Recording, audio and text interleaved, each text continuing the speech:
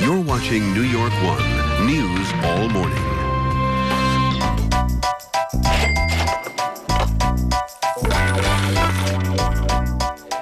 If you want your empty nest to stay empty after your child heads to college, you need to let your teen develop some money muscle while in high school. Tara Wagner explains how to bulk up in her series Money Matters, Teach Your Children.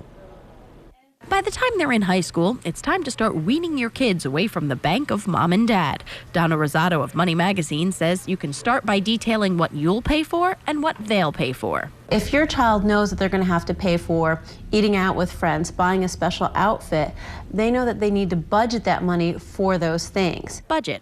There's a new concept. The best way to illustrate it, show them yours, assuming you have one. Actually have them sit down with you and do some household bills. And as they get older, put them in charge of some. Because what happens is, as a family, the kids grow up and you're just paying the cell phone bill and all these other bills and not necessarily making them a part of that process.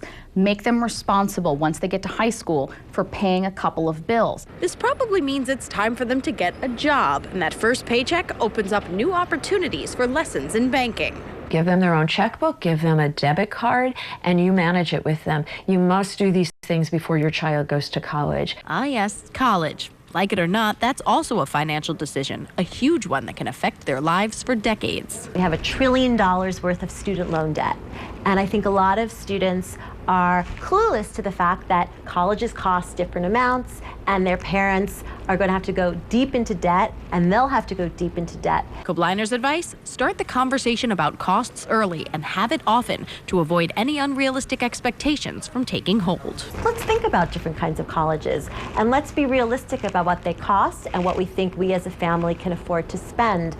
And I think as a nation, we're going to have to start having those conversations by freshman year of high school. Of course, getting a teenager to have a conversation about anything can be a challenge. But when it comes to talking about money, experts say it's a challenge parents are just going to have to overcome. You have to tell kids that what we're teaching you is a life skill. This is something that you're going to have to exercise every day in your adult life, and that's why it's important. For Money Matters, Tara Wagner, New York 1.